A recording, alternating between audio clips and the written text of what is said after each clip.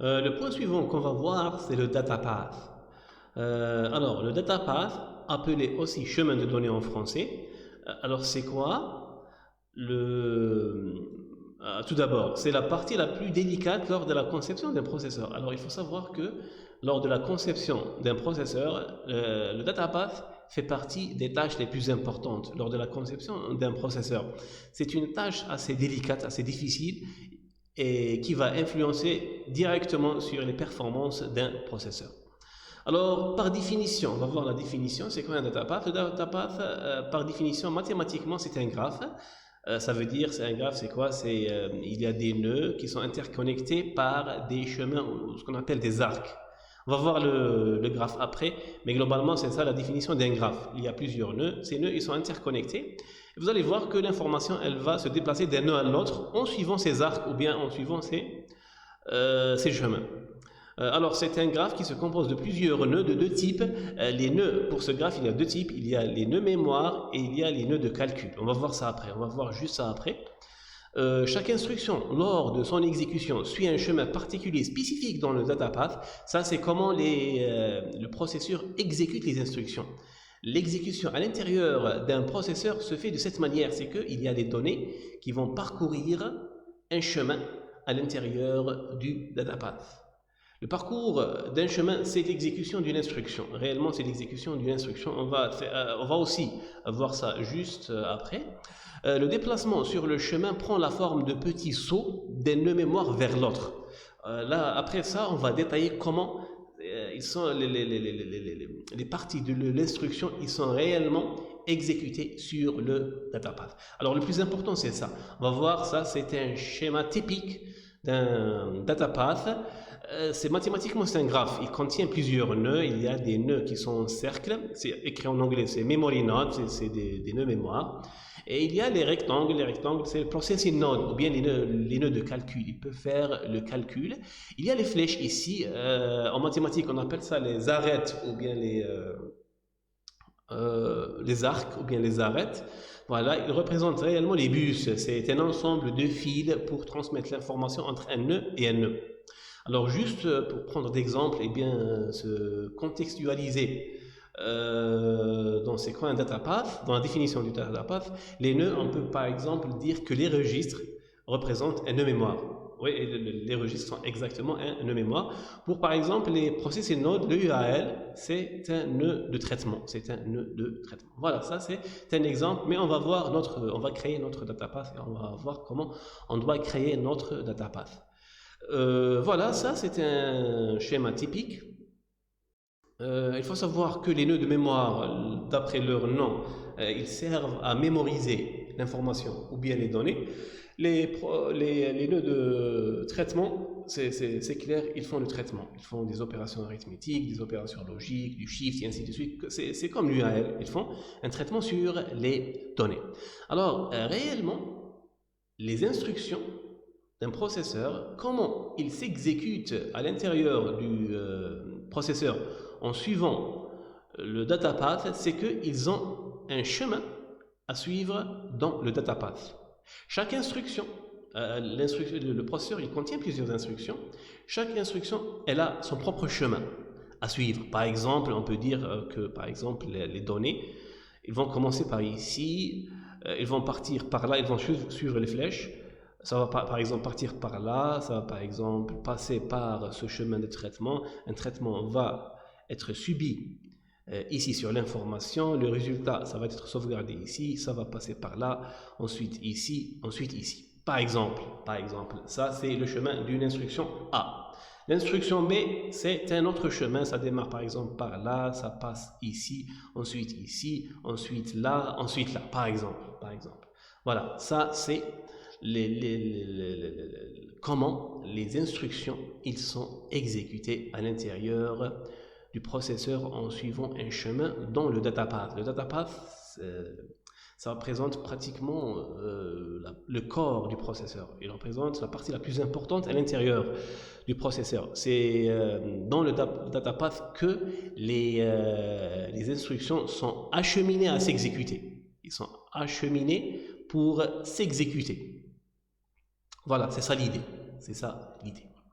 Il y a une autre idée qu'on a vue, le dernier point qu'on avait vu, on avait dit que il y a ce qu'on appelle le concept de pas, ou bien de step en anglais. Ça veut dire que l'instruction, elle s'exécute pas à pas, step by step. Elle va prendre plusieurs pas pour s'exécuter. Et les pas, ils sont limités par les nœuds mémoire. Ça veut dire, le premier pas, il passe d'un nœud mémoire vers un deuxième nœud mémoire. Le deuxième pas, ça commence par le deuxième nœud mémoire vers le troisième nœud mémoire, etc., etc., et ainsi de suite. Ça veut dire que les steps, bien des pas, ils sont comptabilisés en commençant par un nœud mémoire et se terminant par un nœud mémoire. Ça représente un pas ou bien une étape. Et idéologiquement, ou bien idéalement, c'est que normalement, l'information, elle est sauvegardée dans un nœud mémoire. Pour s'exécuter, elle doit passer par un nœud de traitement. L'information, elle doit se traiter. Le nœud de traitement ne peut pas sauvegarder l'information. Il doit fournir son résultat et le résultat, il doit être sauvegardé dans le nœud suivant. Ça, c'est un step. Ça, c'est une étape. Ça, généralement, ça fonctionne de cette manière. Et l'instruction, elle va faire plusieurs étapes de ce genre, plusieurs pas de ce genre pour s'exécuter. Un seul pas, il doit s'exécuter sur un seul cycle d'horloge. Sur la période de temps, il doit s'exécuter sur ce qu'on appelle un seul cycle d'horloge ou bien une seule période d'horloge. Ça veut dire, l'instruction, elle peut par exemple s'exécuter sur 3 pas, ça veut dire sur 3 cycles d'horloge. Il y a une autre instruction, par exemple l'instruction B, elle va s'exécuter sur 5 cycles d'horloge. Ça dépend de la complexité des instructions. Il y a des instructions qui contiennent moins de cycles, il y a des instructions qui s'exécutent sur plusieurs cycles. Et ce type de processeurs qui s'exécutent de cette manière, on les appelle les processeurs multicycles. Multicycle en anglais. On les appelle multicycles. Pourquoi? Parce que l'exécution d'une instruction, elle prend plusieurs cycles dans l'horloge. C'est très simple. L'exécution, elle se fait sur plusieurs cycles. Par opposition, il y a des processeurs, ce qu'on appelle en anglais monocycle. C'est que en un seul cycle, une instruction tout entière est exécutée. En une seule période d'horloge, une instruction tout entière est exécutée. Mais actuellement, généralement, les processeurs tous suivent cette stratégie d'exécuter une instruction sur plusieurs cycles. Et nous, le processeur qu'on va construire, c'est un processeur qui va être exécuté sur plusieurs cycles. L'étape suivante qu'on va voir, c'est la construction du datapath. On va apprendre comment on peut construire un datapath.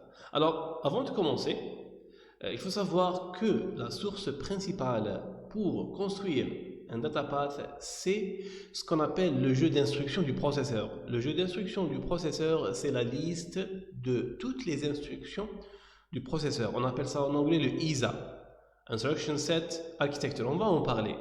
Ça, c'est la principale source. On doit toujours commencer par ça, ce jeu d'instructions et créer le datapath. Mais dans notre cas, on va ajouter une autre information, c'est le format d'instruction ou bien l'encodage de l'instruction. Ça va nous aider, vous allez voir, ça va nous aider dans la création du datapath. Alors, l'encodage des instructions, il faut savoir que ce processeur, il est composé de 3 types d'instructions. Chaque instruction, elle a une taille fixe en bits, elle est sur 12 bits, voilà, et l'encodage, il est représenté sur ce schéma. On peut distinguer 3 formats. Il y a le format 3R, c'est les instructions qui utilisent 3 registres. Il y a le format 2R, c'est les instructions qui utilisent 2 registres. Il y a le format RI, c'est les instructions qui utilisent un seul registre avec une immédiate. Je vais rapidement expliquer. Alors, le premier format, on peut voir que les registres 1, R1, R2 et R3, ils sont encodés sur cette partie du bit 0 jusqu'au bit 5 dans ce format. Ils sont encodés sur chaque registre sur 2 bits. Et ça, c'est normal. Alors, le registre R3, qu'est-ce qu'il contient? Normalement, il contient le numéro ou bien l'adresse du registre à l'intérieur du registre file. Par exemple, si ici par exemple c'est écrit la valeur 0 et en binaire, ça veut dire on parle du registre, du deuxième registre dans le registre file. Voilà, ça veut dire 2 bits suffisent pour représenter le numéro ou bien l'adresse ou bien l'indice de ce registre à l'intérieur du registre file. Juste pour mémoire, nos registres qu'on va utiliser ils sont tous condensés dans le registre file. On a 4 registres, ils sont dans le registre file et on ne peut utiliser que ces registres pour les instructions. Voilà, on a les 3 registres. On a l'opcode. L'opcode, c'est le code de l'instruction. Chaque instruction, elle a un code particulier. Elle a un code unique, bien sûr, pour que le processeur il puisse distinguer entre les différentes instructions. Il doit voir le code et savoir quelle instruction il doit s'exécuter. Et les 2 derniers bits, MU, ça c'est assez simple. Ils représentent le type de l'instruction. Alors, il y a plusieurs types et ils sont catégorisés en 3 formats. Voilà, ici par exemple c'est 00, ça représente le format F3R, le 01 ça représente le F2R, le 10 ça représente le FRI. Voilà, ça veut dire que les 2 derniers bits, ils représentent le type de format de l'instruction. Le format de l'instruction. Voilà, c'est un encodage assez simple pour la première par exemple. Pour la deuxième, c'est la même chose, ça concerne les instructions qui n'utilisent que 2 registres. Il y a quelques instructions, il y a peu, on va voir les instructions, il y en a peu, il y en a pratiquement 2, il y a seulement 2 qui utilisent 2 registres. Ils n'utilisent que 2 registres, R1 et R2. Les 2 derniers bits, c'est le premier bit, 0 et 1, ils sont mis à 0, ils ne sont pas utilisés. Ils n'ont aucune signification. Le processeur, lorsqu'il trouve que c'est une instruction de ce type, il ne va pas voir ces derniers bits. Ils n'ont aucune représentation pour lui. Alors, pour le dernier type, pour le format RI, ça c'est différent. Ici, on a un seul registre et on a une immédiate sur 4 bits. Du bit 0 jusqu'à bit 3. Il n'y a pas de registre ici. C'est remplacé par des 4 bits qui représentent une immédiate. Immédiate, c'est quoi? C'est une valeur. C'est une valeur entière, elle est directement écrite dans ces 4 bits, sur ces 4 bits. Elle est directement écrite sur ces 4 bits. On va voir où est-ce qu'on va utiliser ça. C'est des instructions bien précises. D'accord, voilà, ça veut dire que ces 4 bits, ils représentent maintenant une valeur. Et le processeur, lorsqu'il reçoit une instruction, la première chose à savoir, il doit voir elle est de quel type. Il doit lire les 2 derniers bits. Il doit connaître le type. Pourquoi il doit connaître le type? Pour savoir quel découpage il va utiliser, quel encodage il va utiliser. Par exemple, si il arrive à récupérer une instruction, il va lire ces 2 bits, il trouve par exemple que c'est une instruction de type F2R.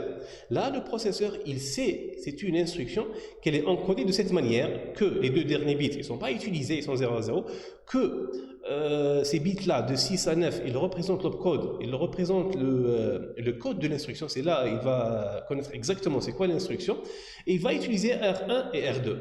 Voilà. Ça veut dire que l'encodage ou bien les formats binaires sont représentés de cette manière. Alors on continue. La deuxième, qui est la plus importante, c'est le jeu d'instructions. On va voir l'instruction set architecture. Le jeu d'instructions, il représente toutes les instructions. Notre processeur est assez simple, il ne contient que 10 instructions. Il contient que 10 instructions.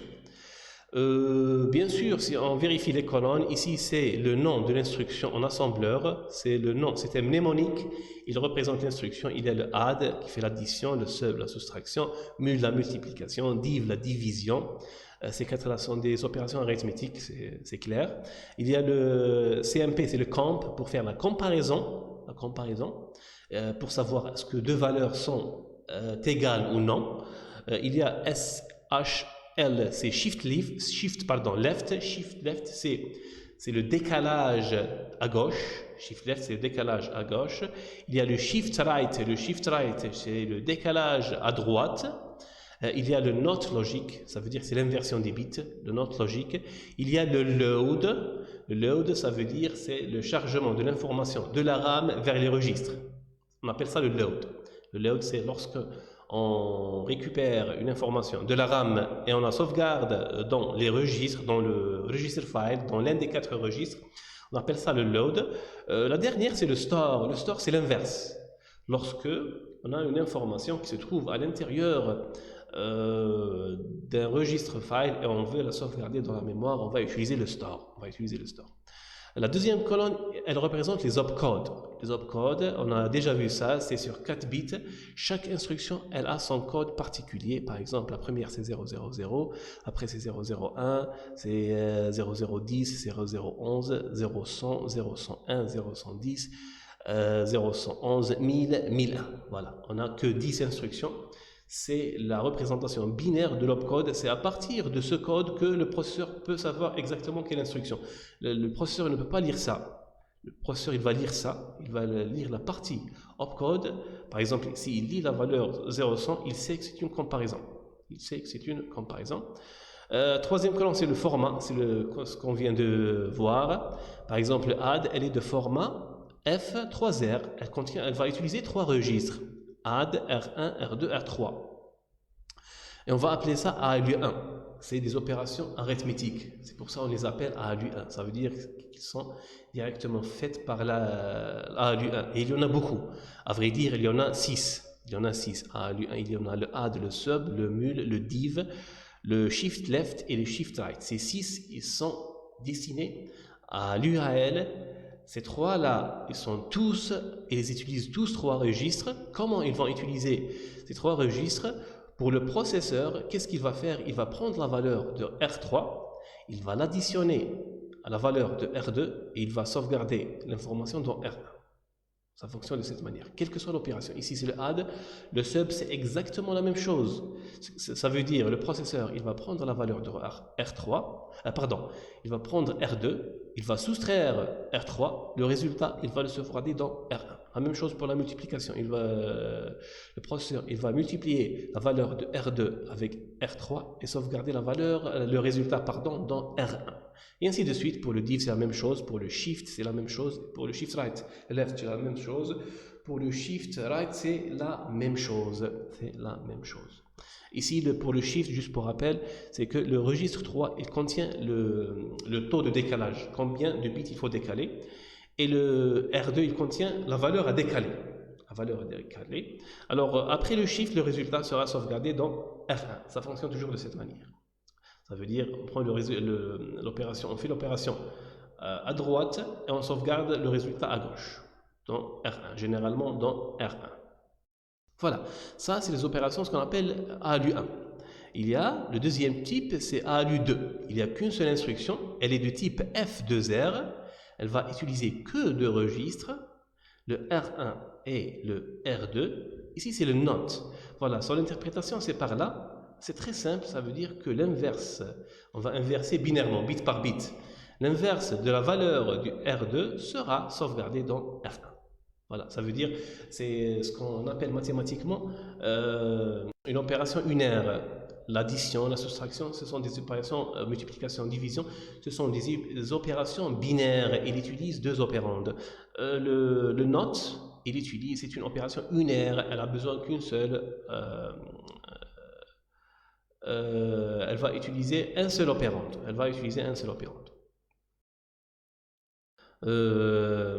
On continue. Il y a le comp. Le comp, c'est une instruction un peu particulière. Le comp, c'est faire la comparaison. Alors, on peut lire le fonctionnement ou bien la description dans la dernière. C'est que le comp, il va tester si le registre 1 est égal au registre 2. Elle est de type 2R. Ça veut dire elle va utiliser que 2 registres. 2R, ça veut dire elle va utiliser que 2 registres. Elle va comparer le premier registre avec le deuxième registre. Si le résultat est égal, si la comparaison est correcte, le résultat sera sauvegardé dans SR. SR, c'est le Status Register. C'est le registre des flags. C'est le registre des flags qu'on avait déjà vu dans l'UAL. Qu'est-ce qui reste? Il reste les 2 dernières. Les 2 dernières, ils sont du type RI. Je vous ai dit que le RI, ce sont des instructions particulières. Comment elles fonctionnent? Elles sont assez simples, c'est qu'elles permettent, la première c'est le load, elles permettent de ramener l'information de la mémoire vers l'un des registres, et le store c'est l'inverse, elle va prendre une information du registre, elle va le sauvegarder dans la mémoire. Comment ça va fonctionner? On sait qu'on a une valeur, c'est l'immédiate, et on sait qu'on a un seul registre. Alors pour le load, c'est très simple, elle va prendre, ici c'est les parenthèses, ça représente, j'ai oublié d'écrire ici, c'est la RAM. C'est la RAM. La RAM à l'adresse immédiate. L'immédiate, la valeur, ça représente une adresse cellule. C'est une adresse. On va prendre la valeur qui se trouve à cette adresse et on va la sauvegarder dans R1. Le store, c'est l'inverse. La valeur se trouvant dans R1, elle va être sauvegardée dans la cellule mémoire avec l'adresse IM. Ah pardon, j'ai pas oublié RAM, ça c'est la syntaxe, pardon, et ça c'est l'explication. Voilà, l'explication c'est ça. Le load, c'est on prend la valeur de la cellule adressée par l'immédiate et on la sauvegarde dans R1, et inversement pour le store, c'est que la valeur se trouvant dans le R1, on va la sauvegarder dans la cellule adressée par IM, par immédiate. Voilà, et c'est tout. On vient de voir toutes les instructions, et ces instructions, pour créer le data path, on va suivre le chemin pour chaque instruction, et on va le dessiner. On va dessiner le chemin en exécutant ces instructions.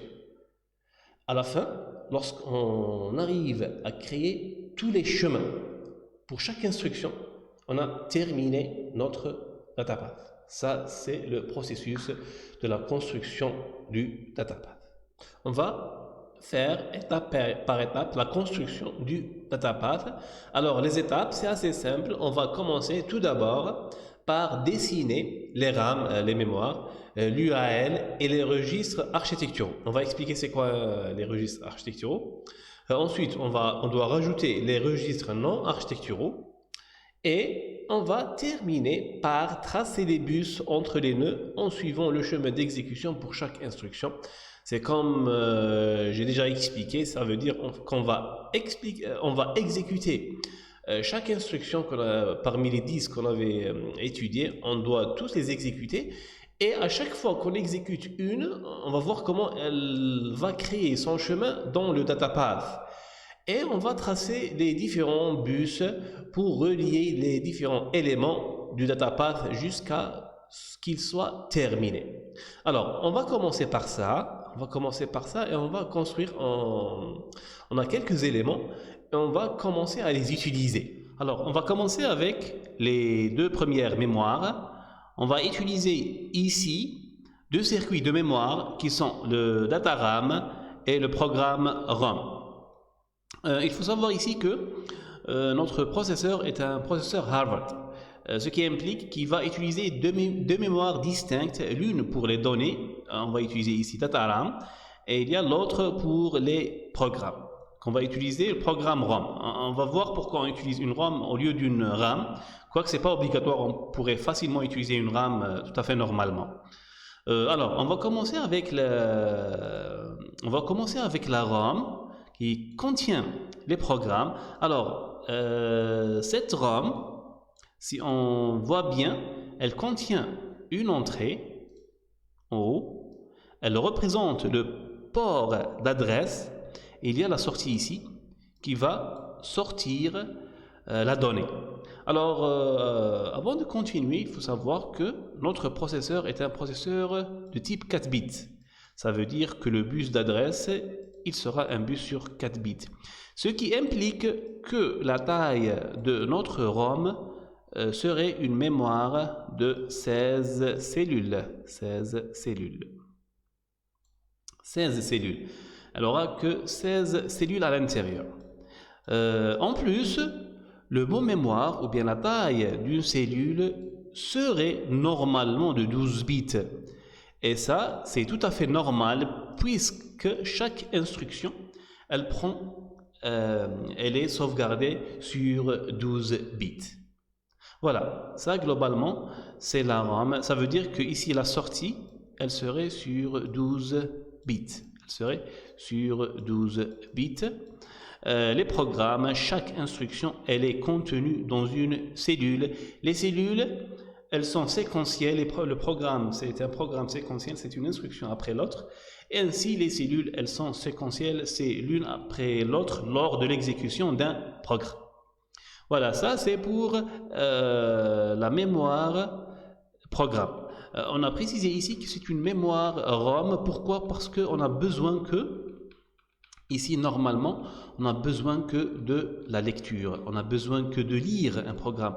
On n'a pas besoin d'écrire. On n'a pas besoin d'écrire, c'est pour ça. On va utiliser une ROM. C'est la même chose, on pourrait facilement utiliser une RAM dans laquelle on ne va pas utiliser l'écriture. On ne va pas écrire parce que le programme, lorsqu'il est chargé, on n'a pas besoin de le modifier.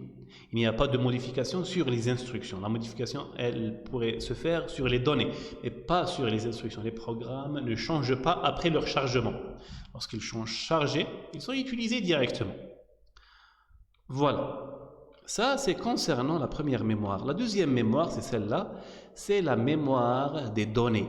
La mémoire des données, c'est la même chose. Elle contient, je vais la mettre ici, elle contient plusieurs compartiments. Elle contient, par exemple, on va commencer par le port d'entrée. Voilà, ici, on fait entrer les données, c'est sur 4 bits. Voilà, il y a le port de sortie. La même chose, c'est sur 4 bits. Bien sûr, le premier port, il est utilisé pour l'écriture d'une nouvelle information. Et le port de sortie, il est utilisé pour la lecture d'informations. Normalement, lorsqu'on avait parlé des mémoires, normalement, c'est un seul bus bidirectionnel qu'il passe dans les deux sens, qu'il fonctionne dans les deux sens. On pourrait faire ça, mais ça va nous faciliter les choses de séparer le bus en deux bus différents, une entrée et une sortie. On va continuer. On a en plus pour ce circuit de mémoire, on a en plus une entrée en haut. Cette entrée, elle représente toujours, c'est la même chose, elle représente le bus d'adresse. C'est le bus d'adresse qui est aussi sur 4 bits, sur 4 bits. Ce qui implique que, ici aussi, la taille de cette mémoire, elle est de 16 cellules. Elle est de 16 cellules différemment adressables sur 4 bits. Et en même temps, le mot mémoire, ici, il est sur 4 bits. 4 bits, pourquoi 4 bits? Parce que la donnée ici, notre processeur, c'est un processeur 4 bits, et la donnée, elle est représentée sur 4 bits. Voilà. Ici, on pourra calculer la taille rapidement, juste pour s'exercer. On va dire que la taille de cette mémoire, elle est de 16 fois 4 bits, c'est la moitié d'un octet. 16 fois 1,5, ça donne 8 octets. La taille de cette mémoire, elle est de 8 octets. Voilà, ça globalement, avant de terminer, pardon, j'ai oublié, il y a aussi cette entrée. Cette entrée, c'est une entrée de commande. C'est une entrée W, ça veut dire write. Ça va, si elle est à 1, elle permet d'écrire l'information entrante ici. Elle permet de donner la commande vers la RAM d'écrire une information. Ici, c'est la même chose. C'est la même chose comme pour les registres. Ça veut dire que l'écriture, elle va se faire au fromentement de l'horloge.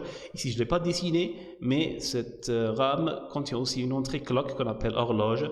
Elle va permettre la synchronisation de ce composant. L'écriture ici, on a besoin d'une commande A1 pour écrire une information qui entre par là. Bien sûr, dans la cellule adressée par ce port. Voilà. Voilà, globalement, ça concerne les deux mémoires. Ça concerne les deux mémoires. Et on continue. La deuxième partie qu'on va voir, on va voir ces deux-là. Ces deux composants, ils sont très importants pour notre data path. Le premier, on connaît très bien, c'est le registre file. Et le deuxième aussi, on connaît très bien, c'est le ALU. C'est l'unité arithmétique et logique. On sait très bien que ces deux circuits fonctionnent conjointement. Ça veut dire que la sortie de l'un part vers l'entrée de l'autre. Ça veut dire que ici, la sortie X, ça c'est la sortie X, ça c'est la sortie Y. La sortie X, elle va vers l'entrée A de l'opérande de l'UAL. Y, elle va directement être connectée vers l'entrée B. Voilà. Et ça, c'est la sortie de notre UAL. Plus encore, on connaît ça. Ça, c'est un registre. Ça s'appelle le status register ou bien le registre d'état. Il est connecté directement à la sortie de l'UAL et ça permet de sauvegarder les informations d'état. Les informations d'état qu'on avait déjà vues sur l'UAL, ça veut dire les bits de flag, comme le bit 0, le bit négatif, le bit de carry, le bit de l'overflow. Ils sont sauvegardés dans ce registre. Et à vrai dire, ce registre, juste pour dire ça à l'avance, ce registre n'aura aucune influence du fonctionnement pour ce processeur. Pour ce processeur, ça veut dire ce registre ne sera pas normalement utilisé. Par contre, dans un processeur réel, il est très utilisé, il est très important dans un processeur réel. Mais notre processeur, on cherche la simplicité, il ne sera pas utilisé. Voilà, on a la sortie ici. Ici, les commandes, ils sont assez simples. On a ici la commande sur 3 bits, on a déjà vu. Et ça permet de donner la fonction ou bien l'opération vers l'UAL, l'opération qu'on veut effectuer. Ça permet de donner le code de l'opération qu'on veut effectuer. De l'autre côté, on a, c'est juste pour rappel, on connaît très bien ça, on a ces deux entrées de commande ici, tous les deux sur 2 bits et ça représente le X et le Y. Ça veut dire c'est le numéro ou bien l'adresse du registre parmi les 4 qui existent à l'intérieur ici. On sait que le RF il contient 4 registres, mais et on peut choisir un parmi ces 4 qui doit sortir sur X et celui qui doit sortir sur Y. Comment ça? Comment on va choisir ça? On va choisir ça par ces 2 bits. Si je donne par exemple ici 1, dans X, ça veut dire que je vais choisir le dernier registre ou bien le registre avec l'adresse 11, l'adresse 3 qui va sortir sur X. Dans cet exemple, j'ai choisi le deuxième, ça veut dire c'est 0,1 ici. Je vais écrire 0,1. 0,1. Le Y, c'est la même chose. Ici, le Y, qu'est-ce que j'ai choisi? J'ai choisi le premier. Ça veut dire c'est 0,0. Le premier, c'est 0,0. Voilà, c'est très simple. Ces deux commandes de sortie, ils permettent de contrôler la sortie du X.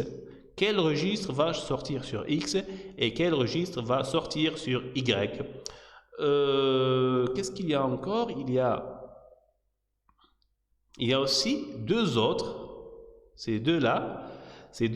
Un, il est très simple. C'est, on l'avait appelé DST. Destination. C'est quoi? C'est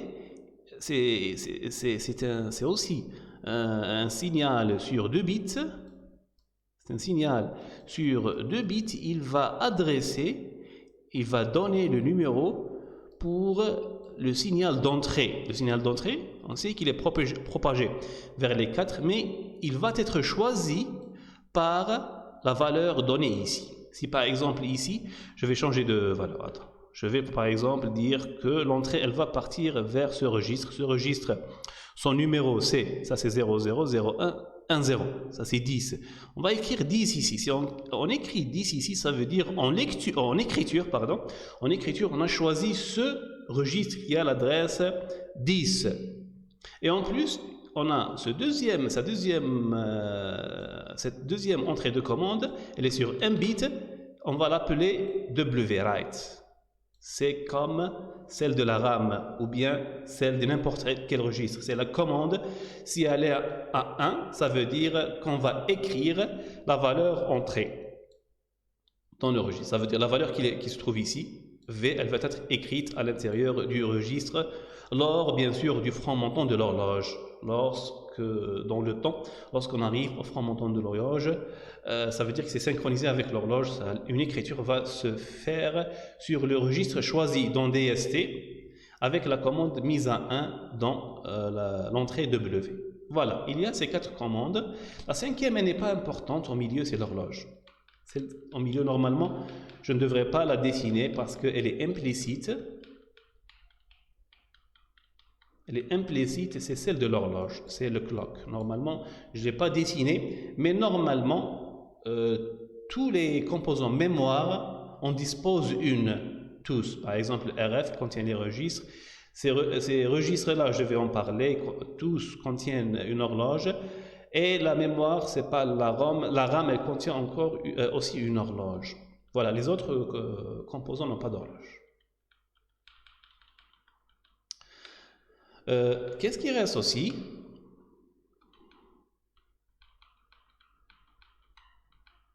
Voilà, qu'est-ce qui reste aussi?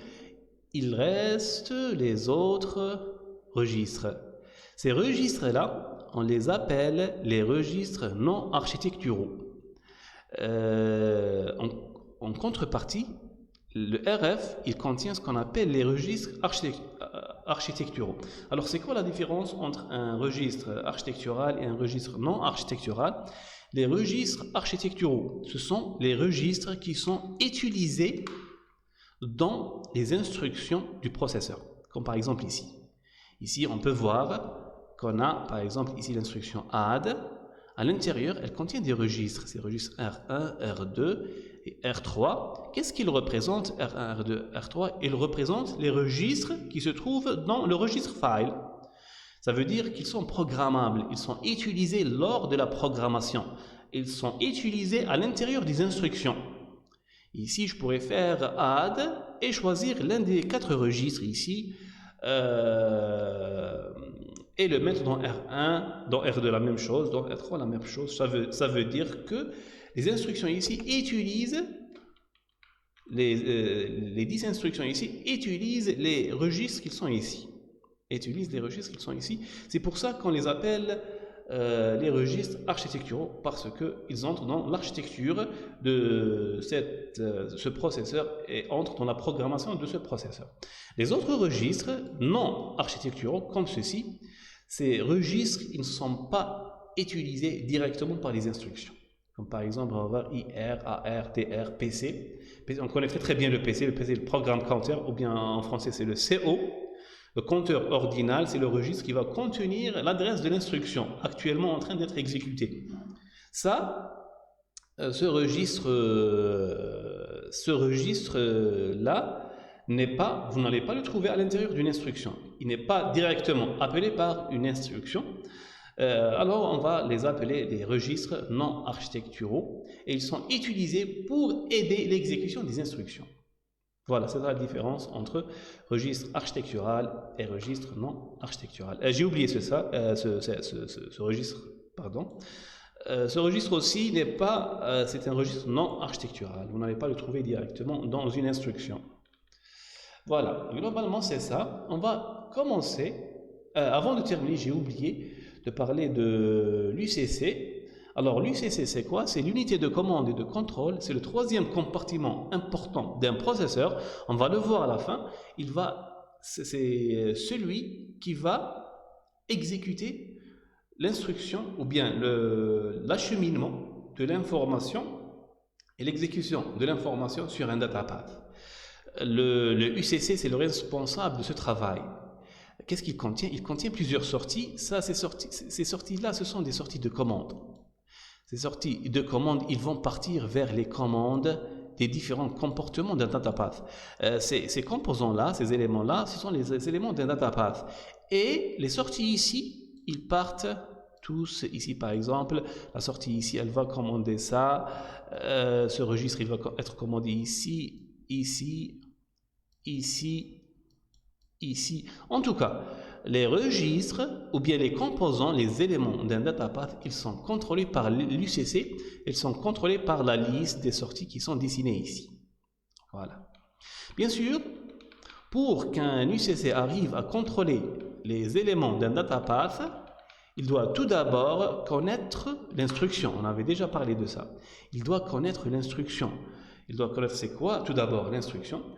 Le processus fonctionne de cette manière. C'est que l'instruction, elle va entrer dans le processeur en arrivant de la mémoire des programmes, elle va entrer, elle va être décodée, elle va être passée directement vers l'UCC. Elle va passer par cette entrée.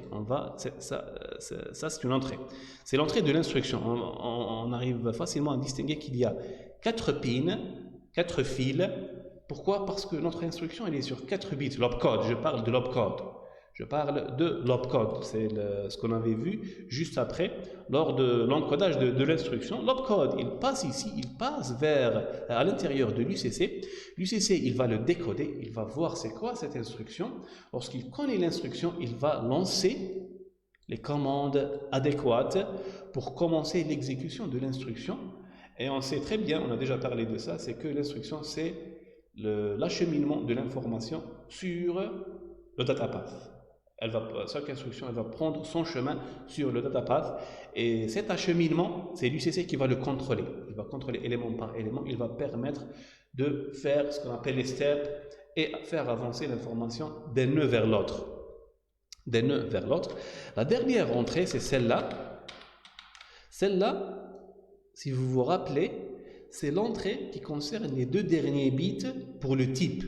Je vous ai dit que l'UCC, il a besoin de connaître le type de l'instruction. Il a 3 types d'instructions. Il y a le 3R, 2R et RI. Il doit connaître ça.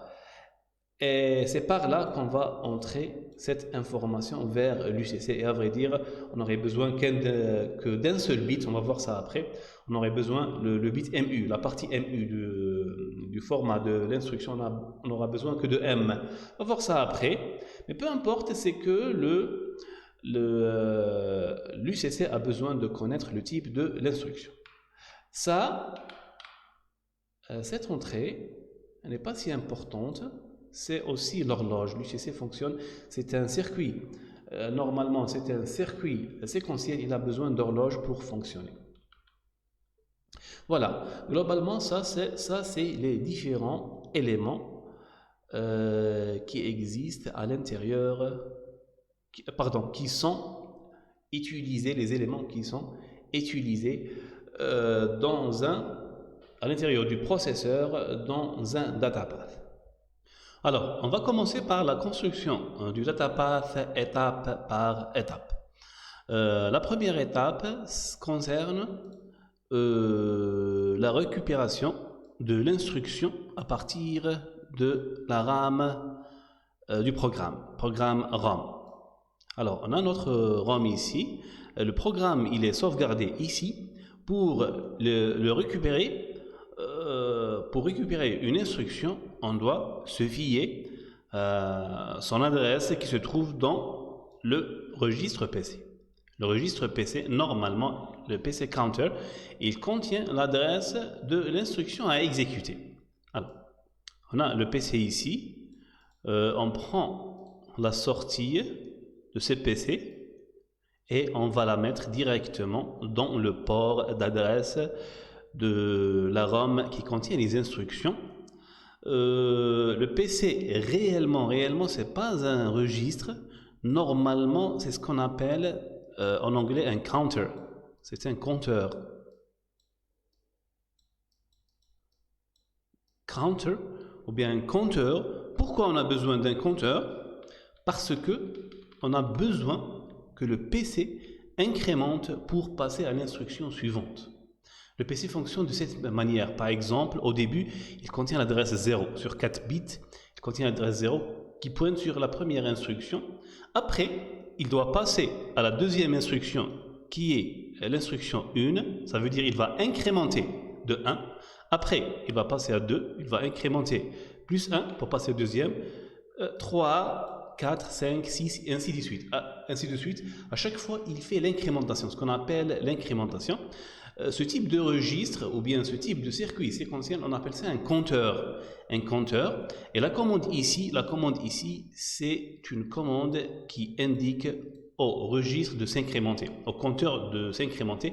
Si elle est à 1, ça veut dire le PC, qu'est-ce qu'il va faire? Il va ajouter plus 1 à la valeur contenue mémorisée au sein de ce compteur. Si c'est 0, il ne va pas incrémenter. Voilà, si c'est 0 ici, il ne va pas incrémenter. Bien sûr, l'incrémentation, elle est synchronisée. Ça veut dire que l'incrémentation, ou le plus 1, se fait lors du franc montant de l'horloge. Il a une horloge, bien sûr, il y a un signal d'horloge ici qui n'est pas dessiné, que j'ai dit que c'est un signal implicite, pardon, c'est un signal implicite, on n'a pas besoin de le dessiner. Voilà, ça c'est le début de l'exécution de chaque instruction. Toujours l'instruction, son adresse, elle est contenue à l'intérieur du PC. Ça c'est le rôle, on a connu ça. Le PC, il contient toujours l'adresse de l'instruction à exécuter par le processeur. Le PC, il donne l'adresse vers la ROM qui contient les instructions par son port d'adresse et automatiquement, lorsque une ROM reçoit une adresse ici, elle va directement sortir l'instruction par son port de données qui est sur 12 bits, normalement sur 12 bits parce que les instructions, on sait que notre processeur, chaque instruction elle est sur 12 bits. Voilà, ça fonctionne de cette manière. Directement, on va continuer directement, l'instruction elle est récupérée par ce qu'on appelle ce registre qui est normalement appelé l'instruction register. IR, c'est instruction register, c'est un registre sur 12 bits, il va récupérer l'instruction et la sauvegarder pour exécution. Il va sauvegarder l'instruction à l'intérieur. Voilà, ça c'est la première partie lors de la construction d'un data path. C'est la récupération de l'instruction de la mémoire des programmes et la sauvegarder dans le registre qui est spécialement conçu pour sauvegarder les instructions, qui est connu aussi, qui est très connu, qui s'appelle Instruction Register ou bien le IR. Voilà, ça c'est la première étape. Il y a juste une chose ici à dire, c'est que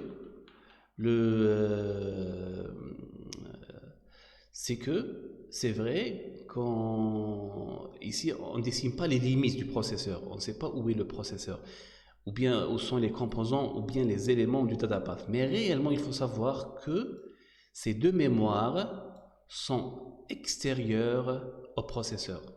La mémoire des données et la mémoire des instructions sont extérieures au processeur. Par contre, les autres éléments se trouvent tous à l'intérieur du processeur. Il faut juste se rappeler de ça. Là, on va simplifier les choses, on ne va pas les séparer, on va les ajouter à l'intérieur du data path, mais normalement, ils n'appartiennent pas au data path. Normalement, ils sont à l'axe. Vous connaissez très bien les architectures. La RAM n'est pas incluse à l'intérieur du processeur, mais elle est externe au processeur. Ici, c'est le même principe. Voilà, ça c'est la première partie du data path, elle est assez simple. On va continuer toujours avec les mémoires. On va voir comment la mémoire des données fonctionne. La mémoire des données fonctionne en utilisant ces deux registres. Je vais les nommer, vous allez directement comprendre à quoi ils servent. On va commencer par le AR, ou bien Address Register. Il contient l'adresse Address Register. Ça explique que c'est un registre qui va contenir l'adresse de la donnée que la mémoire ou bien que le processeur va utiliser. Il y a deux opérations. Il va écrire à cet emplacement de la mémoire, ou bien il va lire, Il y a les deux opérations qu'on connaît très bien qui sont la lecture et l'écriture. Et le deuxième registre, c'est le DR, Data Register. Data Register, c'est un registre temporaire qui sert à communiquer, qui sert au processeur de communiquer avec la RAM, avec le data RAM, la RAM de données, qui sert à la communication avec la mémoire des données. Voilà, ça c'est la sortie. Et ça, c'est l'entrée. Ça veut dire, qu'est-ce que ça veut dire? À chaque fois que le processeur a besoin de transmettre une information vers la RAM ou bien de récupérer une information de la RAM, il doit impérativement passer par le data register. Le data register, c'est quoi? C'est un registre qui va contenir l'information qui va être écrite sur la mémoire ou bien qui va être lise à partir de la mémoire. Le processeur, il ne va pas utiliser directement la mémoire. Il ne va pas utiliser directement la mémoire. Ce registre, réellement, n'est pas obligatoire. N'est pas obligatoire. C'est juste qu'on va l'utiliser pour suivre l'information, comment elle se déplace. Voilà, bien sûr, ce registre, il va contenir l'adresse de la cellule que le processeur va traiter. Et ce registre, on a déjà dit ça, il va contenir l'information à traiter. Voilà, on a terminé la deuxième partie du data path. Ces parties sont assez faciles. On n'a pas besoin de regarder les instructions pour les construire parce que on se base sur le common sense, comme on dit en anglais, sur c'est quelque chose de logique, c'est quelque chose de implicite. On a besoin de construire ces compartiments directement, sans avoir besoin de connaître le jeu d'instructions du processeur. Voilà, on va continuer par exemple avec ces deux compartiments qu'on connaît très bien. C'est très bien que ces deux-là, alors on va bien les dessiner, que ces deux-là, ils sont connectés, sont directement reliés, comme ça.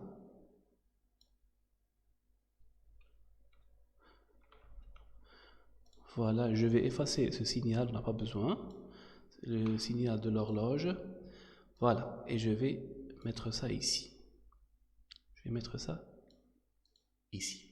Voilà, on vient de dessiner quelques parties du data path. Mais dorénavant, après cette étape, on doit utiliser le jeu d'instructions et exécuter instruction par instruction sur le data path pour continuer, bien pour savoir comment on doit dessiner les autres parties du data path, du chemin du data path. Maintenant, on a 10 instructions, on va passer instruction par instruction, on va dessiner les chemins manquants. On doit dessiner les chemins manquants. Alors, on va commencer par la première instruction. La première instruction, c'est le add ici. Alors, le add ici, ça c'est l'instruction add, ça c'est son opcode sur 4 bits. C'est une opération de type 3-0, ça veut dire elle va utiliser 3 registres. Il y a 2 registres sources, R2 et R3, et il y a le registre destination R1. Voilà, l'instruction elle est écrite de cette manière sur 12 bits. Elle est écrite de cette manière sur 12 bits le R3. Il est sur 2 bits le R2, sur 2 bits le R1, sur 2 bits le add, on sait que c'est le opcode sur 4 bits, et on a aussi ici le MU sur 2 bits qui représente le type de l'instruction. Voilà, elle est de cette manière. On va essayer de tracer le chemin d'exécution pour cette instruction. Alors, on va commencer par les registres, ce qu'on appelle les registres sources, R2 et R3. Alors, on va voir leur présence, ça doit être ici. Ça doit être l'un des 4 registres se trouvant dans le registre file. On avait R2 plus R3. Normalement, ça, ce sont des champs sur 2 bits dans l'instruction. Et ils vont représenter, par exemple, ça et ça. Chacun d'eux, il va représenter l'un des 4 registres, ici. On sait que la première source, elle va sortir par ici, R2. Et la deuxième source, elle va sortir par là, R3.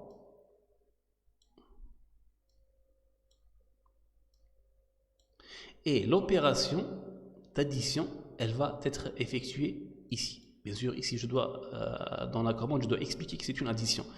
Et on va faire l'addition ici. C'est ça le chemin. Le départ de le chemin, c'est comme ça. On a la première source, elle est ici. On va la sortir dans la sortie X du registre file. Et le R3, on va la sortir par là. On va faire l'addition ici. Voilà. Et après, on aura le résultat ici. Le résultat, il sera affecté vers R1. Il sera affecté vers R1, vers le troisième registre. Le troisième registre, il est aussi dans le RF. On doit retourner, on doit boucler et revenir à notre RF, comme ceci. On doit boucler et revenir. Alors, une instruction de ce type, elle doit s'exécuter sur ce chemin. On a les deux sources, R2 et R3, ils sont ici. On va les sortir en utilisant le registre file. Le R2, on va le sortir ici. Le R3, on va le sortir ici. On va faire l'opération ici. Bien sûr, la commande, elle vient de l'UCC. On va voir ça après. On va plus détailler ça, les commandes après. Mais on va faire l'addition ici. L'UAL, elle va faire l'addition. Le résultat, on va le récupérer, le retourner vers le RF et le sauvegarder dans l'un des registres codé par le champ R1 de l'instruction. Quel registre exact? C'est le code se trouvant sur 2 bits dans ce registre. Dans ce champ. Voilà. Voilà, on vient de faire la première partie. On vient de faire la première partie. La première instruction, on vient de faire la première instruction.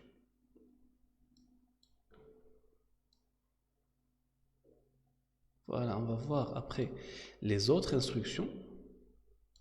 Voilà. Les autres instructions, alors qu'est-ce qu'on a? On a le sub, alors je vais juste lui parcourir sub, mul, div, shift left, shift right et le add. Ces 10 instructions, ils ont exactement le même type.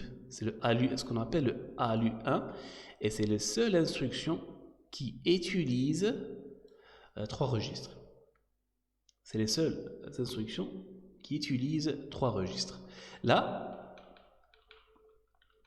si on voit bien, si on observe bien, ces 6 instructions suivent exactement le même chemin. L'opération, ça va changer ici, ça va changer en dépend de l'instruction. Multiplication, on a division, on a le shift, left, shift right, et ainsi de suite. L'opération, ça va changer en fonction de l'opcode, de l'instruction. Mais le chemin, ça reste la même. Toujours, on a 2 registres.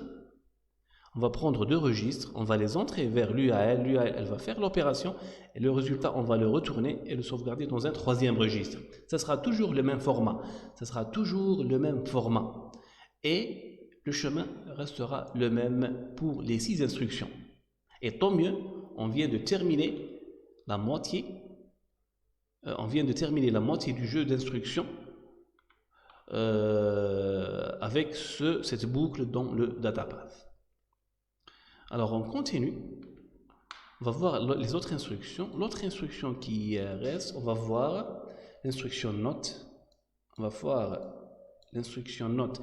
Qu'est-ce qui nous reste? Il nous reste le note, le camp et les 2 instructions load et str. On va les voir. On va voir le note. On va commencer avec le note. Alors le note, on observe bien, elle fonctionne de cette manière. C'est une instruction qui utilise que 2 registres. Ça veut dire, ça c'est l'opcode, ça c'est le premier champ, ça c'est le deuxième champ. Et si vous vous rappelez, le 3e champ il est mis à 0, 0, 0, et on avait dit qu'il n'est pas utilisé par l'instruction, il n'a aucun sens. Voilà, et toujours ici on a le MU, les 2 bits de type de l'instruction. Voilà, on a besoin que 2 champs pour les registres. On a un registre destination qui va contenir le résultat et on a en plus un registre source. Mais cette fois-ci, on a besoin d'un seul registre. On a besoin d'un seul registre. Alors, on va voir comment ça devrait se passer. On va tracer le chemin pour cette instruction.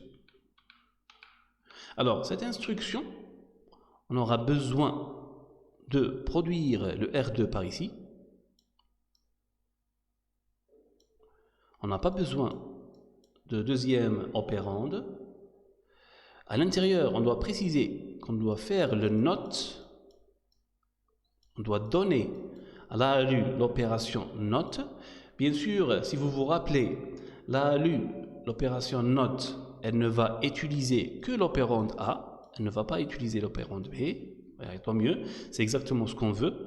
Le NOT, l'opération NOT va être utilisée. Le résultat, il va sortir ici. Le résultat, la même chose, on doit le boucler et le sauvegarder dans le R1, dans l'un des registres encodés dans le champ R1. En tout cas, on doit le retourner ici. Il ne va pas, il est impossible qu'il parte vers un autre élément. Son retour est sûrement vers le registre file, vers l'un des 4 registres. Et voilà, on vient de faire, à vrai dire, on n'a rien modifié. À vrai dire, le même data path ne change pas, c'est exactement le même. C'est exactement le même, on n'a rien à changer. On n'a rien à changer. On va laisser le même data path et il va exécuter la 7e instruction qu'on vient d'étudier, qui est le NOT. Il va l'exécuter normalement sans aucune modification du data path. Voilà, très très bien. Voilà, on vient de terminer avec le NOT, le chemin du NOT. On va voir le chemin du comp. La comparaison. La comparaison, alors la première chose à remarquer, toujours, c'est une instruction de type 2R. L'instruction comp de type 2R, voilà, elle contient 2 registres. Si on se rappelle du formatage ou bien de l'encodage des instructions 2R, ça veut dire on a 2 registres plus 00, 2 bits qui ne sont pas utilisés, qui n'ont pas de sens, qui ne sont pas utilisés par l'instruction.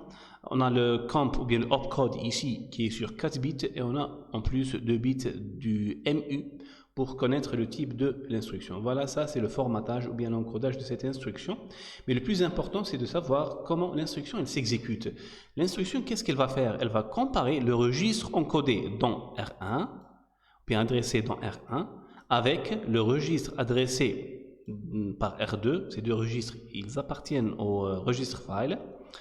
Et le résultat, ça le plus intéressant, sera affecté vers le registre data. Status Register. Il sera affecté vers le Status Register et ça c'est différent par rapport aux 7 instructions précédentes. Alors on va voir ça sur le data path. Ça veut dire on a toujours l'ALU, c'est l'ALU qui va faire la comparaison, bien sûr. C'est l'ALU qui va tester la comparaison. On sait que l'ALU, elle a la capacité de faire la comparaison entre 2 valeurs et savoir si ces 2 valeurs, elles sont égales ou pas. Alors, on a le R1 qui doit sortir ici et le R2 qui doit sortir par là. Le registre adressé par R2 doit sortir par là. L'ALU, elle va faire la comparaison. Le résultat maintenant, il ne va plus boucler. Va plus boucler et retourner vers le registre file, mais plutôt il va être sauvegardé dans le SR, dans le status register. Il va plutôt être sauvegardé dans le status register. Voilà, très très bien. Le plus important ici, c'est qu'on n'a pas aussi changé le data path pour cette instruction. On n'a fait aucune modification, pardon. Ça veut dire que les 8 instructions suivent pratiquement le même data path, Mais on va voir que la différence ou bien un ajout va être utilisé, voilà, pour les 2 instructions restantes. Voilà, les 2 instructions restantes sont le load et le store. Le load et le store. Le load et le store, on avait déjà parlé de ça, ce sont les instructions qui permettent le chargement d'une instruction ou bien ça permet de ramener une donnée de la RAM vers l'un des registres du registre file, ou bien l'inverse, de stocker, de sauvegarder l'une des valeurs se trouvant dans le registre file vers une cellule mémoire dans la mémoire de données.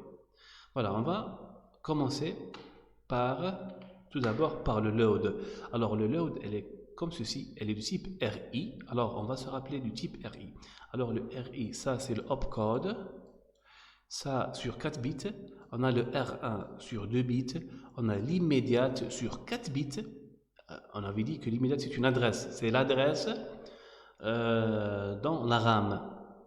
Voilà. Et on a bien sûr 2 bits ici pour le type de l'instruction. L'opération c'est très simple. C'est que la cellule mémoire adressée par immédiate, elle sera ramenée vers un registre dans le registre file, un registre avec l'adresse R1 ou bien avec l'indice R1. Voilà, on va voir ça sur le registre file, on va voir comment ça va se passer. Alors ici, on doit impérativement passer par le registre DR.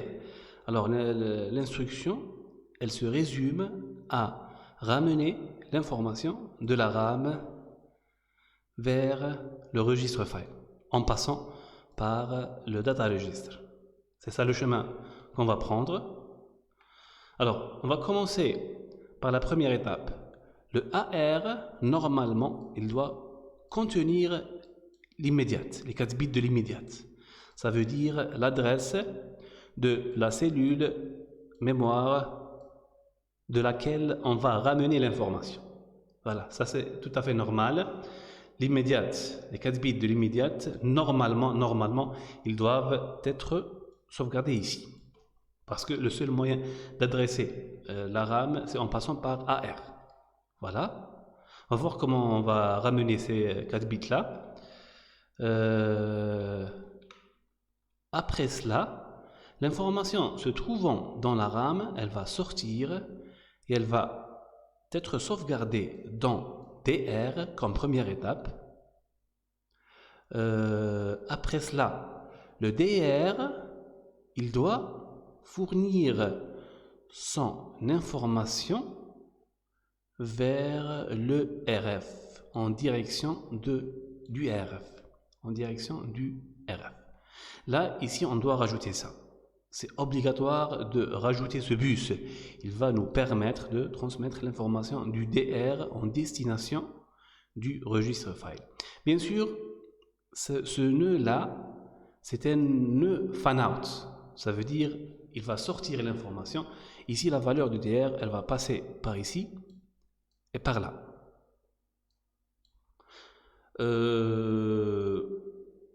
Ça dépend de l'instruction, mais si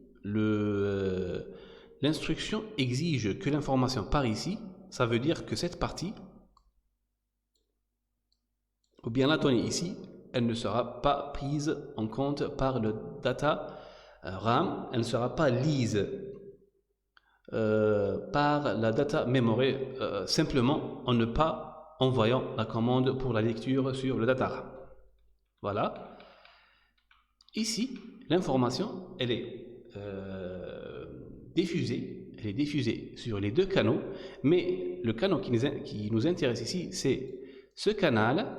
Alors, ce canal, l'information, elle arrive ici et elle doit passer par ce chemin jusqu'à y arriver jusqu'au registre file, jusqu'à ce qu'elle arrive au registre file pour qu'elle soit sauvegardée sur l'un des registres. Normalement, c'est R1. En tout cas, sur l'un des registres encodés, sur le 2 bits R1. Il doit être sauvegardé ici. Ici, il y a un problème. Le problème, c'est que ce chemin, cette partie, elle va prendre de deux sources. Elle va prendre d'une source qui vient de DR et une source qui vient de l'UAL. Là, il y a un point. Ce point ici, on peut l'appeler un point de contention. C'est un point de contention, de conflit. Là, on peut passer qu'une seule valeur, ou bien la valeur de l'UAL, ou bien une valeur du DR. Il faut savoir que la diffusion, il n'y a pas de problème. S'il y a une information, pour ce point ici par exemple, pour diffuser l'information, il n'y a pas de problème. L'information sortante du DR, elle va passer ici, elle va passer ici. Il n'y a aucun conflit. Par contre, si on a deux entrées ici, ça c'est le fan-in, il y a l'UAL et il y a le DR. C'est l'information qui vient de l'UAL, l'information qui vient du DR. Ici, il y a un conflit. Alors, pour résoudre ce genre de conflit, on est obligé d'utiliser un composant qui est le multiplexeur. C'est obligé, on doit ajouter un multiplexeur qui va faire le choix entre l'une des deux possibilités. Il y a deux possibilités, on doit ajouter un multiplexeur. Bien sûr, ce multiplexeur, il va être contrôlé par l'UCC qui, en dépend de l'instruction, doit choisir le chemin adéquat pour l'information. Voilà, on doit ajouter un multiplexeur ici. Et c'est toujours le cas. Lorsqu'on dessine le data path et lorsqu'on a deux chemins qui vont entrer en conflit, qui vont déverser tous les deux dans un même chemin, on doit utiliser un multiplexeur pour choisir l'une des deux valeurs ou bien plusieurs valeurs. L'une des valeurs, on doit choisir l'une des valeurs. Si on a un seul chemin qui va se propager, là il n'y a pas de problème. On va propager l'information, même si il y a des canaux qui ne vont pas prendre en considération l'information prise. Comme par exemple, s'il y a une information ici, elle va se propager dans les deux, mais le deuxième canal, l'information, elle ne va pas être prise par le data RAM dans l'instruction du load, l'instruction du load. Voilà, on vient de terminer. Normalement, on vient de terminer le data path. Voilà, le data path, on avait commencé par la mémoire, on avait passé par le DR, et ici, on a le multiplexeur qui va choisir l'un des deux chemins, et finalement, y arriver jusqu'au registre file. Voilà, ça c'est pour le data path, pour l'instruction load.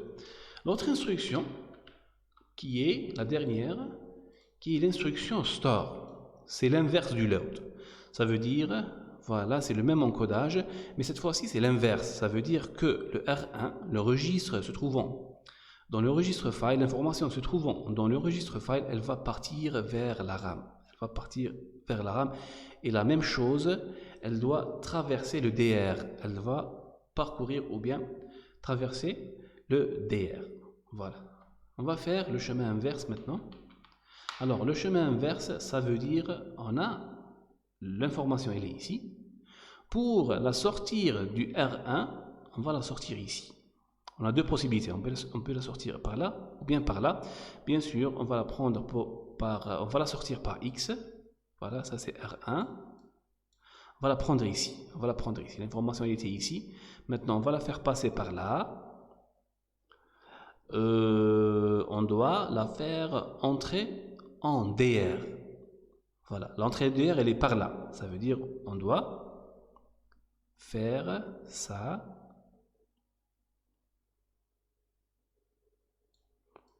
Voilà, l'information du registre file doit aller vers le DR.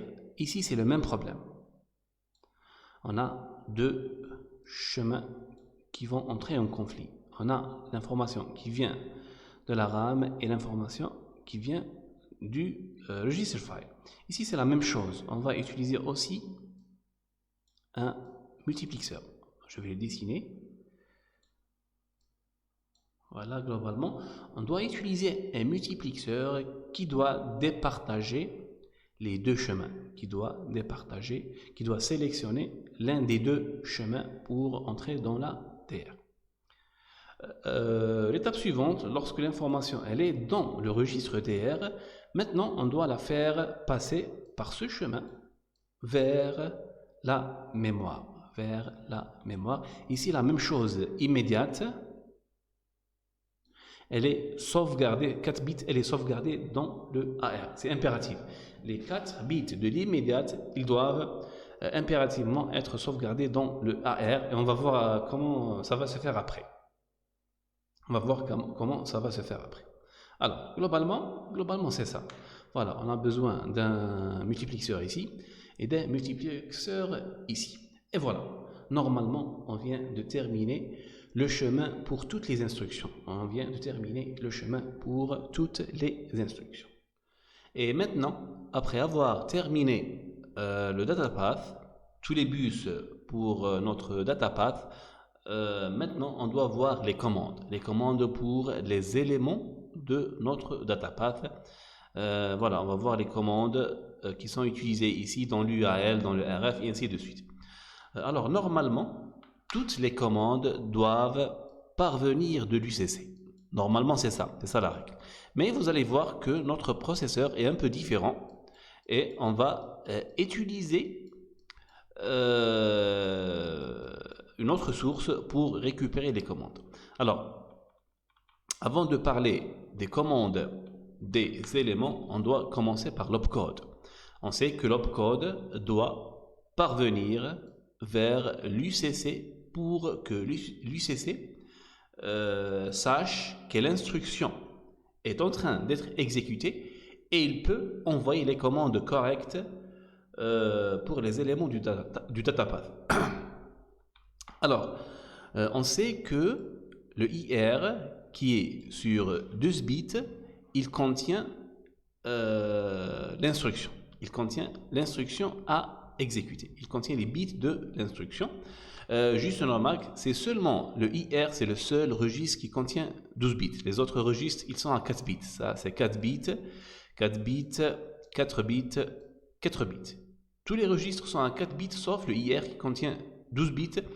Il est mis sur 12 bits à cause de son contenu, parce qu'il contient l'instruction qui est sur 12 bits. Alors, si on va sur le schéma, on a ici 12 sorties.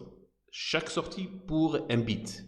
Par exemple, ça c'est le bit 0, ça c'est le bit 1, c'est le bit 2, 3, et ainsi de suite jusqu'au bit 12. Et ici, on peut faire une subdivision en rapport avec les champs. Par exemple, on sait, si on fait ce découpage, par exemple, on sait que ça pourrait être ça pourrait être le R3, R minuscule, R3, R2, R1. Voilà. Ces trois champs qui adressent des registres sur 2 bits. Ils sont chacun sur 2 bits. Normalement, ces 4 bits, ils doivent représenter le opcode. Ça, c'est le opcode.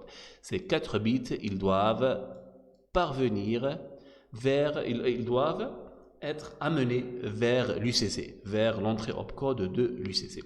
Ici, on a les 2 bits du MU. Normalement, c'est le MU. Et ces deux bits, ils permettent de connaître le type de l'instruction. À vrai dire, l'UCC, on va voir ça après, mais l'UCC, il n'a besoin que du bit M. Ça veut dire le dernier bit, le bit avec l'adresse 12, le bit 11, c'est le bit 11. Il a besoin que du bit 11. Ça, c'est le write. Ça, c'est la commande write. Voilà. Voilà. Globalement, ça, c'est une subdivision. Subdivision de notre instruction. Et on va utiliser quelques champs ici directement pour être des commandes pour nos éléments. Ici, pas tous les éléments, mais quelques éléments, on va prendre leurs commandes directement à partir de l'IR. Et la principale, c'est l'UAL. L'UAL, normalement, sa commande, elle est sur 3 bits. On connaît très bien ça. Si on revoit la liste des instructions, et si on observe les 8 opérations qui sont faites par l'UAL, que je viens de tracer ici, ça veut dire lat, sub, mul, div, camp, shift left, shift right et le not. Ces 3 bits, normalement, si vous vous rappelez de la conception de l'UAL, ils suivent exactement l'ordre à l'intérieur, l'ordre établi à l'intérieur des opérations dans l'UAL. Ça veut dire le 000, c'est 3 bits, les 3 premiers bits de l'opcode. 000, ça représente l'addition. 001 c'est le sub, 010 c'est le mul, 011 c'est le div, le comp c'est le 100, le shift left c'est le 101, le shift right c'est le 110 et le not c'est le 111. On avait exprès créé notre UAL de cette manière, on les avait ordonnés de cette manière, de telle sorte que les instructions après, les trois premiers bits de l'opcode, ils vont être directement la représentation de l'opération à effectuer par l'UAL. Ça a été fait exprès. Ça a été fait exprès à l'avance pour qu'on puisse les utiliser directement. Qu'est-ce que ça veut dire? Que si on prenait ces trois premiers bits, alors je vais les dessiner en bas. Voilà, 1, 2, 3. Ça, c'est les trois premiers bits de l'UAL. On va directement les insérer ou bien les données, les utiliser dans l'entrée de commande de l'UAL. On va directement les utiliser. Pourquoi on avait dit ça? Parce que les 8 instructions, parce que les 8 premières instructions, leurs 3 premiers bits sont directement le code des opérations respectives à leurs instructions. Bien sûr, la question se pose concernant les deux dernières instructions. Qu'est-ce que ça représente, ça? Réellement, on va voir ça. Ces deux dernières instructions ne vont plus utiliser l'UAL. Le load et le SR, ils ne vont plus passer par l'UAL. Voilà. Le load, ça passe par là. Load, ça passe directement DR et ça passe par le multiplexeur jusqu'au RF, ça passe pas par l'UAL. Le store, la même chose. Il y a la sortie ici, le chemin ça part par ici jusqu'à ce multiplexeur, ensuite le DR et ensuite la RAM. Ça veut dire que l'UAL ne sera pas utilisé pour les deux dernières instructions. Voilà, on vient de trouver la première commande. La deuxième commande concerne ce qu'on appelle le X et le Y, des sorties du RF. X et Y, on avait déjà parlé, ce sont des entrées de commande qui permettent de choisir quel registre va sortir sur ces deux sorties X et Y. Bien sûr, ces deux entrées de commande, ils sont sur 2 bits. On avait expliqué pourquoi ils sont sur 2 bits, parce qu'ils vont encoder, adresser un registre parmi les 4. On a 4 registres, on a 2 bits pour les adresser. Et si vous vous rappelez bien, on va revoir les instructions. Si vous vous rappelez bien, ce type d'instructions, qui sont les instructions ALU1, qui représentent ça, et ça, si vous vous rappelez bien, on avait toujours les deux opérandes, c'était R2 et R3. Elles étaient encodées dans R2 et R3. Alors, c'était R2 et R3. Ça veut dire qu'on devrait donner R2 ici, les 2 bits de R2 ici, et les 2 bits de R3 ici. Ici, R2, ça va sortir par là, et le R3, ça va sortir par là. Et réellement, R2 et R3, c'est un indice, ou bien c'est une adresse du registre. Réellement, ici, ce que ça va sortir, c'est la valeur, sur 4 bits, la valeur du registre adressé par R2. Là, c'est juste un abus d'écriture. C'est pas R2 qui va sortir ici, c'est la valeur du registre adressé par R2. Si par exemple R2 sur 2 bits, par exemple c'est 10, c'est la valeur 10 en binaire, ça veut dire 1, 0. 1, 0 c'est ça, ça c'est 0, 0, ça c'est 1, 0, ça c'est 10. Ça veut dire la valeur se trouvant dans ce registre va sortir ici, dans R2. Alors pour faire cela, pour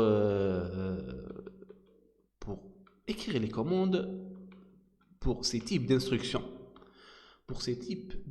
c'est très simple. Il faut juste prendre le R3, le R2, pardon, R2, voilà, et le mettre ici, dans l'entrée X, ça c'est l'entrée X, et le R3 sur 2 bits,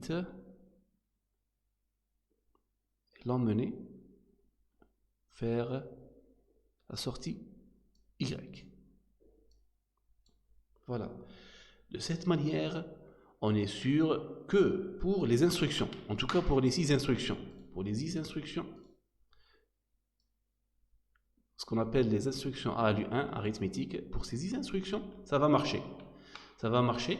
Ça veut dire toujours, on a les registres sources, ils sont adressés ici, on peut directement les ramener et les entrer dans les commandes de RF. RF va automatiquement sortir le registre correspondant ici vers les opérandes de l'ALU A et B. Et l'ALU A et B, il va faire l'opération pour ces 2 registres en question. Bien sûr, le résultat pour ces 6 instructions, le résultat, il sera bouclé. Bien sûr, ici, la commande pour ces instructions, elles doivent parvenir de l'UCC pour choisir ce chemin. Ça veut dire le chemin qui va boucler. Le chemin qui va boucler dans le multiplexeur. La valeur, elle va revenir ici et elle doit être sauvegardée dans R1. Dans R1. Voilà, on a ici R1. On peut la ramener. Voilà, ça c'est le R1. Et on va l'entrer ici. Dans l'entrée destination, ça veut dire là, on va sauvegarder le registre, là, on va sauvegarder le résultat. Voilà, ici c'est le W, c'est pour l'écriture. Ce W, il va parvenir directement de l'UCC. Et voilà, le registre R1, c'est le registre réellement, c'est le registre destination, et on va l'entrer dans l'entrée destination pour, lorsque le résultat est bouclé, est retourné, il doit être sauvegardé dans ce registre particulier. Voilà, c'est pas un peu clair, mais on peut distinguer, on a les 3 signaux. Le R3 il est ici, le R2 il est ici et le R1 il est ici. Ça fonctionne normalement pour, je répète, pour les 6 instructions de R1. Alors, on doit continuer, on doit tester les autres signaux. Les autres signaux ici c'est camp et not. On doit voir est-ce que le not et le camp fonctionnent. Alors, on va se rappeler aussi, le not, le registre destination c'est R1, ça ne pose pas de problème. Mais R2 c'est le registre source. Normalement ça ne devrait pas poser de problème aussi. Alors on va voir. Alors on a besoin R2, le note elle est de type 2R. Ça veut dire en principe cette partie elle ne va pas être utilisée. Ça va être le registre destination, c'est exactement ça, c'est le registre destination. Et ça c'est le registre source 1. C'est exactement ça, c'est X, ça veut dire que R2 va passer par ici, voilà. R3, on n'a pas besoin de R3. Et ici, l'opération, ça va être note, bien sûr, ça va être note. Le résultat va passer par là, ça va boucler, ça va retourner et ça va être sauvegardé dans destination qui est R1. Voilà, ça veut dire que le note fonctionne normalement sans aucune modification de ces 3 signaux de commande, R1, R2, R3. Je sais que le problème va se poser avec le camp. Le problème va se poser avec cette instruction. Cette instruction qui va tout chambouler. C'est l'instruction camp. Dans l'instruction camp, si on observe bien, ça change. Maintenant, les 2 opérants de source, c'est R1 et R2. Ça veut dire que maintenant, le register file, il doit sortir la valeur du registre pointé par R1 et deuxièmement, la valeur est dans Y, la valeur pointée par R2. Et ça, c'est différent. Au préalable c'était R2, les sorties c'était R2, R3. Dans les autres instructions, dans les 7 autres instructions, ça veut dire les 6 ALU1 et le note, l'instruction note. C'était ici, c'était R2, R3. Maintenant, c'est différent. C'est R1, R2. Ça a changé. Ça veut dire que le X ici doit contenir le R1. Le R1, c'est ça. On a le signal de R1. On va le ramener. Je vais par exemple faire ici un nœud. Je vais ramener le signal R1. Et là, je vais créer un nœud ici. Ce nœud, il contient 2 sources qui sont normalement en conflit. S'il y a un conflit ici, c'est automatique. On doit créer ce qu'on appelle un multiplexeur. Alors, qu'est-ce que je vais faire? Je vais créer un multiplexeur ici. Je vais dessiner un petit multiplexeur. Voilà. Il va prendre de R2 ou bien de R1. Ça, c'est le R1. Alors, je vais dessiner le R1 comme ça. Voilà. Il a deux sources. Il a ou bien le R1 ou bien le R2. Voilà. Et la même chose pour le Y. Le Y ici, c'est R2. Au préalable, c'était R3. Dans les autres instructions, dans les 7 autres instructions, c'était le R3. Maintenant, c'est le R2. Ça a changé, c'est le R2. Alors, je dois ajouter un autre multiplexeur qui va choisir entre le R3 et le R2. Le R2, il est ici. Voilà, le signal du R2, il est ici. On peut le prendre d'ici. On va faire un point ici et on va le prendre. Voilà, c'est R2.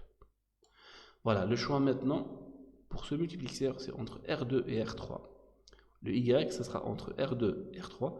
Le X, ça sera entre R1 et R2.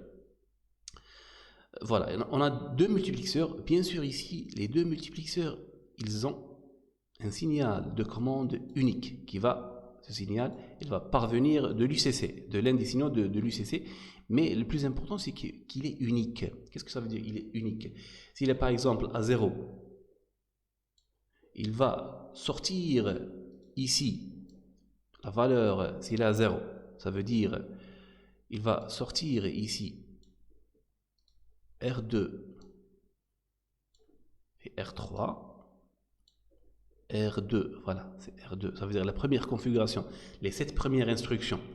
R2, ça passe ici, R2, et ici c'est R3. Il va bloquer, là il va bloquer R1, là il va bloquer R2. Voilà, il va passer cette configuration. Cette configuration, elle est adaptée pour les 7 instructions qu'on avait déjà vues. Mais si on met par exemple la commande 1 ici, ça sera le contraire. Ça veut dire, ça va passer R1 et R2. Ici c'est R1 et ici c'est R2. Et c'est unique à l'instruction camp. Ça concerne que l'instruction camp. Voilà, c'est les deux multiplexeurs qui vont choisir ça. Voilà. Normalement, on a terminé les commandes. Normalement, on a terminé les commandes. Bien sûr, juste pour rappel, ça, c'est une commande qui va être utilisée à partir de l'une des sorties de l'UCC. Voilà, l'UCC, il va savoir quelle instruction. Il va sortir la commande pour choisir l'une des deux configurations. Les deux configurations, c'est R1, R2 ou bien R2, R3. Ça dépend de l'instruction. Avant de terminer, j'ai oublié une chose. C'est le AR. Le AR, il est utilisé par les deux dernières instructions. On avait oublié les deux dernières instructions qui sont le load et le str. Load et str utilise les adresses. Ils utilisent les adresses qui sont dans l'immédiate. Qu'est-ce que ça veut dire? AR doit avoir un accès pour ces 4 derniers bits qui représentent l'immédiate dans le RI. Dans le RI, R2, R3, ça n'existe pas. Alors on va voir, voilà. Dans le format RI, il y a R1 et 4 bits pour l'immédiate. Voilà. C'est R2, R3, ça n'existe pas. Il y a le R1 et il y a R2 et R3 qui sont sur 4 bits qui vont cette fois-ci représenter l'adresse. L'adresse, elle va partir vers AR pour être sauvegardée et utilisée pour les deux instructions d'accès à la mémoire. Ça veut dire le store et le load. C'est la lecture et l'écriture vers la mémoire. Et voilà. Normalement, ce schéma, il représente tout le data path et toutes les commandes. Bien sûr, les commandes ici, on ne les a pas toutes dessinées, mais ces commandes ici, par exemple, ce write, ce write, il concerne le write de RF. Par exemple, le deuxième, c'est le write de AR. Il y a un troisième, c'est le write de, par exemple, la RAM, et ainsi de suite. On va voir ça la prochaine vidéo. On va voir comment on va construire l'UCC. Mais on vient de terminer la partie la plus importante du processeur et la plus difficile, c'est la construction du data path.